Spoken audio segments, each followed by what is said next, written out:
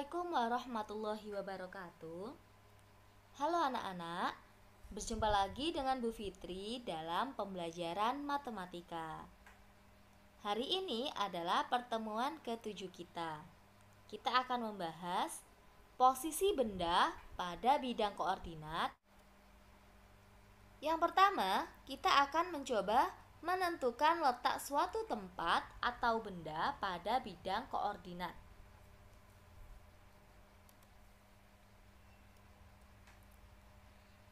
Kita dapat lebih mudah menemukan letak suatu tempat atau benda jika digambarkan dalam petak-petak yang tersusun dalam baris dan kolom yang disebut bidang koordinat. Nah, coba anak-anak perhatikan, ini adalah contoh dari bidang koordinat. Di sini ada huruf A, B, C, D, E, F yang tersusun secara mendatar dan angka 1, 2, 3, 4, dan 5 yang tersusun secara tegak. Nah, di sini Bu Fitri mempunyai beberapa buah dan ditempatkan pada bidang koordinat. Nah, kira-kira buah-buah ini ada pada koordinat berapa ya? Nah, kita coba cari. Yang pertama kita lihat kiwi ini. Kiwi berada lurus dengan huruf E dan lurus dengan angka 5. Maka kiwi terletak pada koordinat E, 5. E, 5. Jadi anak-anak, dalam menyatakan koordinat kita harus ada tanda kurung.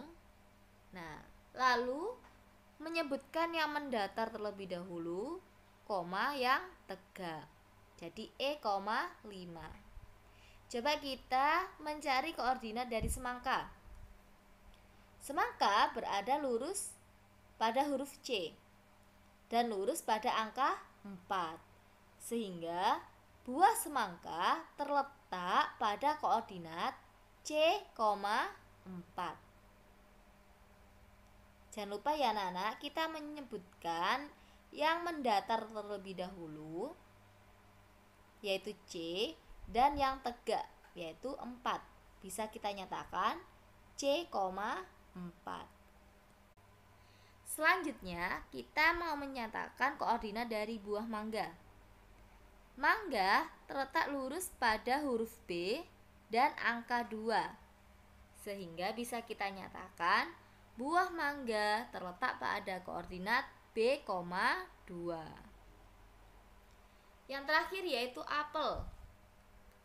Apel lurus dengan huruf F dan angka 1. Sehingga bisa kita nyatakan buah apel terletak pada koordinat F, 1. Coba kita ulang kembali ya anak-anak. Dalam menyatakan bidang koordinat, kita nyatakan dengan buka kurung. Setelah itu yang mendatar, kemudian koma yang tegak, kemudian tutup kurung. Nah, seperti contoh di buah-buah ini ya, dari nomor 1 sampai nomor 4. Nah, selanjutnya kita juga bisa menyatakan suatu denah pada bidang koordinat. Nah, di sini ada contoh, ada bangunan puskesmas, rumah dinas, sekolah, toko buku, toko buah, dan rumah Umar. Nah, kira-kira jika kita ingin menentukan koordinat dari puskesmas, nah kita coba ya.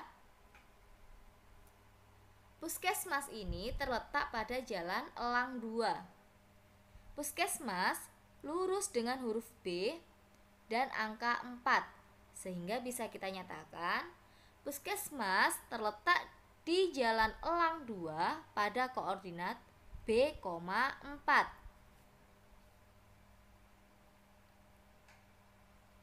Nah, jika kita ingin mencari koordinat sekolah, nah kita lihat sekolah ini terletak pada Jalan Kancil 2 dan pada koordinat sekolah lurus dengan huruf E dan lurus dengan angka 4. Bisa kita tulis E, 4.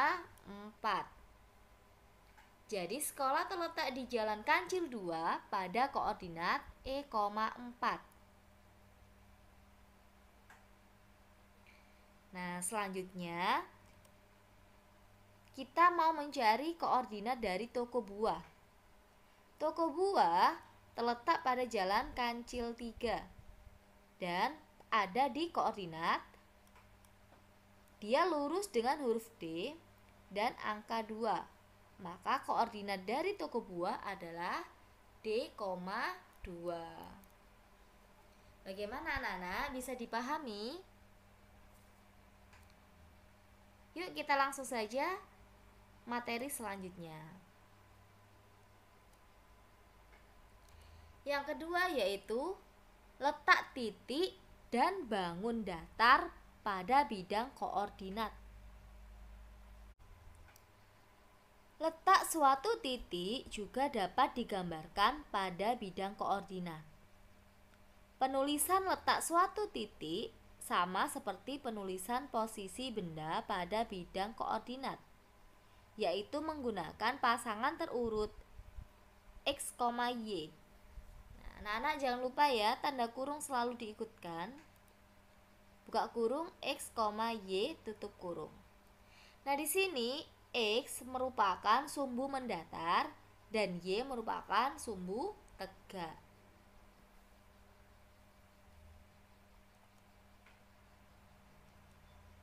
Coba anak-anak perhatikan bidang koordinat berikut.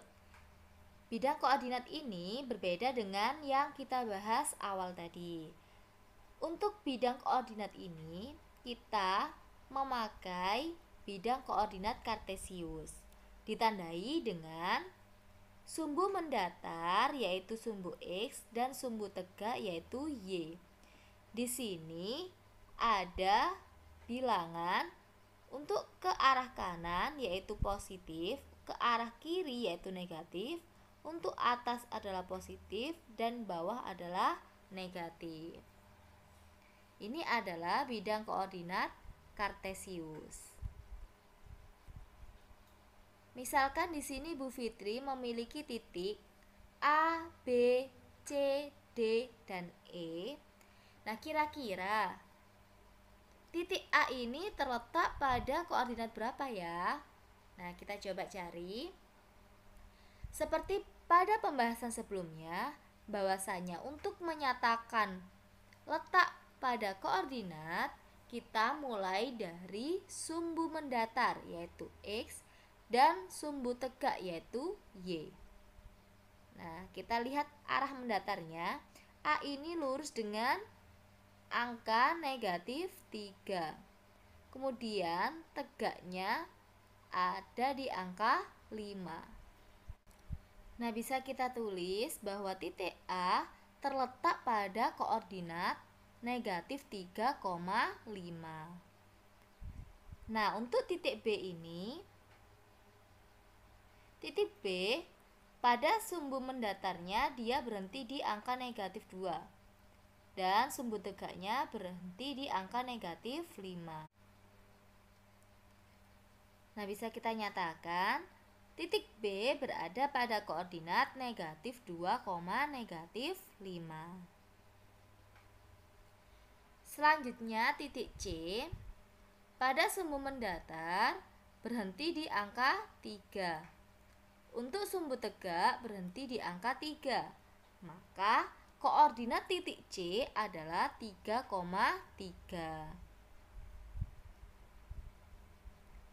Selanjutnya titik D pada sumbu mendatar berhenti di angka 4 dan pada sumbu tegak ada di angka 0.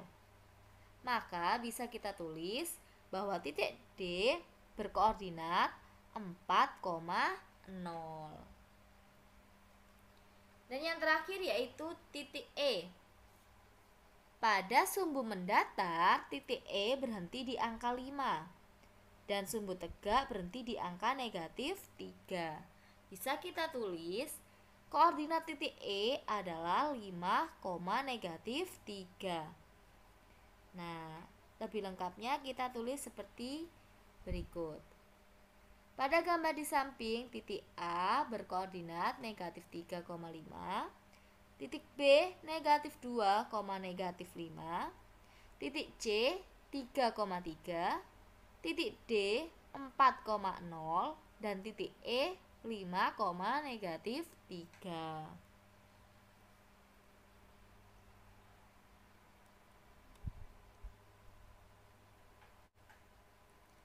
Nah, pada pembahasan sebelumnya kita mencari dari suatu titik berapakah koordinat dari titik tersebut. Nah, sekarang untuk bagian ini kita balik. Kita mengetahui koordinat dari titik-titik tersebut, kita akan menyatakannya pada bidang koordinat kartesius. Nah, kita langsung coba ya.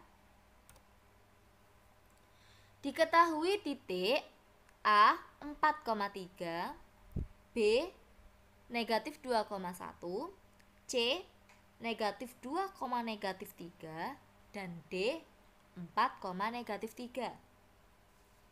Nah, kita cari terlebih dahulu titik A 4,3.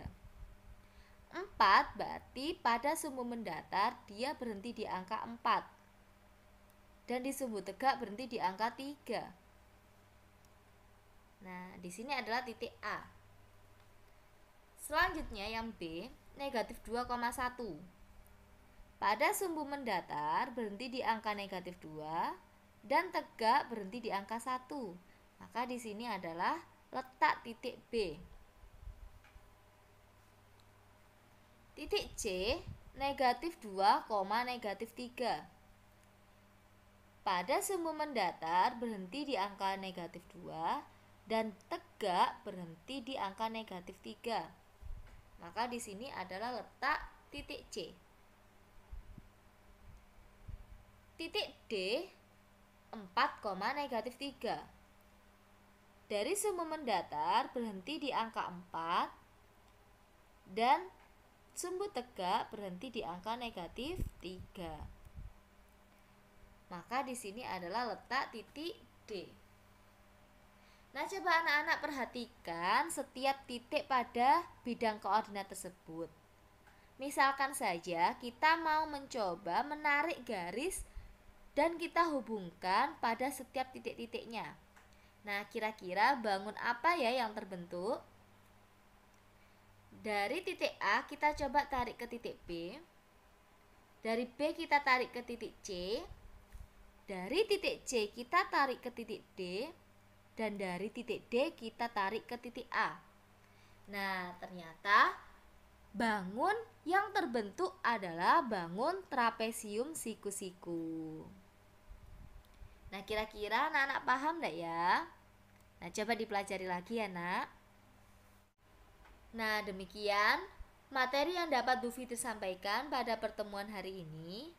Jika anak-anak mengalami kesulitan dalam memahami materi, silakan ditanyakan pada kolom komentar Google Classroom. Kurang lebihnya Bu Fitri mohon maaf. Wassalamualaikum warahmatullahi wabarakatuh.